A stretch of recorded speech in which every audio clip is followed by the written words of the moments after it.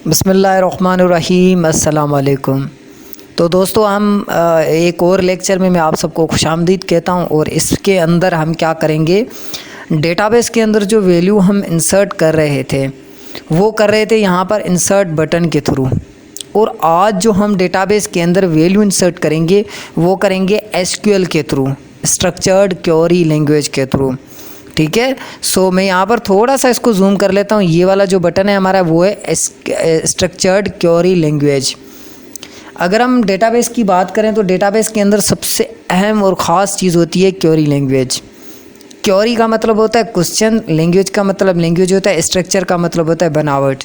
देखिए हम कोई भी क्वेश्चन करते हैं, सपोज़ करें यहाँ से मुझे एक बंदे की वैल्यू चाहिए अशरफ की, तो मैं उसके आईडी के थ्रू, उसके नाम के थ्रू, उसकी कास्ट या पासवर्ड के थ्रू उसको मैं सर्च करता हूँ। सर्च करने में मुझे एक क्वेरी लगानी पड़ती है, तो ये वो वाली क्वेरी है। ठीक है दोस्तों। सो आज हम देख लेते हैं कि हम किस तरीके से क्वेरी के थ्रू वैल्यू को ऐड कर सकते हैं।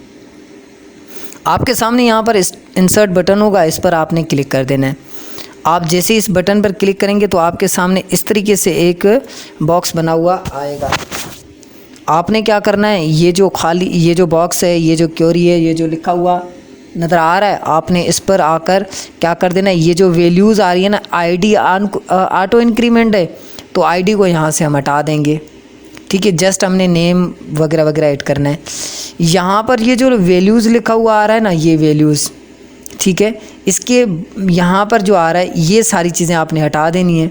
ठीक है। ये यहाँ से मैं हटा देता हूँ और वैल्यू 2 को भी मैं यहाँ से हटा देता हूँ।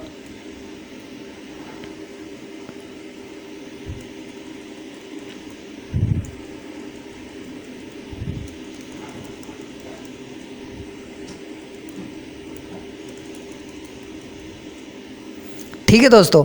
सो यहाँ पर सबसे पहले हम ऐड करेंगे, यहाँ से सिंगल कोट्स का इस्तेमाल करेंगे।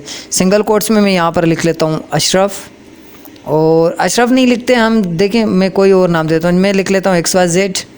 और यहाँ पर भी आकर जो कास्ट है उसमें भी लिख लेते हैं हम XYZ, और जो पासवर्ड है इसमें भी हम लिख लेते हैं XYZ।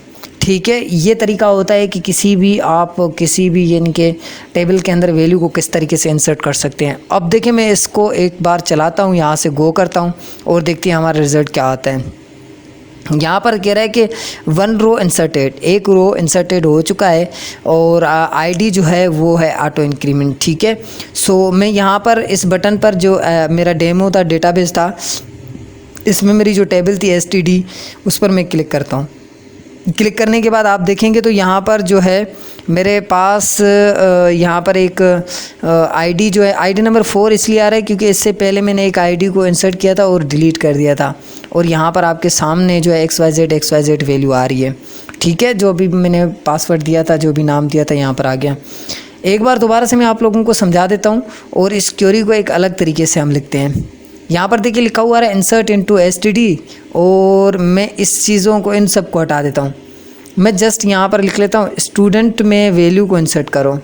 सही है। मैंने जस्ट लिखा insert into STD student values, और इन सारी वैल्यूज़ को मैं यहाँ से काट देता हूँ। ये देखें, जस्ट मैंने यहाँ पर लिख दिया स्टूडेंट इंसर्ट इनटू STD, यानी कि टेबल का नेम देने के बाद वैल्यूज़ कीवर्ड का इस्तेमाल किया, और यहाँ से आकर सिंगल कोट्स देता हूँ।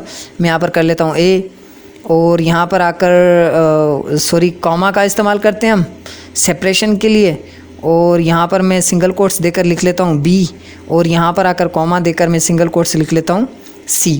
देखें ये जस्ट मैं वैल्यू को इंसर्ट करना बता रहा हूँ, ताकि आगे चलकर जब हम डेटाबेस कनेक्टिविटी करें तो हमें किसी भी परेशानी का सामना ना करना पड़ जाए।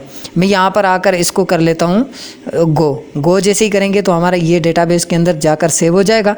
और देख लेते हैं एक सिंपल सा एरर दे रहा है। ठीक है। वो एरर कौन सा है वो भी हम देख लेते हैं, क्योंकि अभी हमें यहाँ से एरर का सामना करना पड़ गया है। इंसर्ट इनटू वैल्यूज़ में जो है कि not does match value at row 1। अच्छा, रो 1 के अंदर जो है वैल्यू वो मैच नहीं हो रही। सो वो किस लिए नहीं हो रही, यहाँ पर हम देख लेते हैं। मैं यहाँ पर कर लेता हूँ स्टूडेंट इंटर वैल्यू और ABC। आई होप कि अभी जो है ना इसको इंसर्ट होना चाहिए। अगर नहीं हो रही तो हम देख लेते हैं एक बार। मैं यहाँ पर A भी कर लेता हूँ और यहाँ से आकर मैं कर लेता हूँ इसको दोबारा से गो।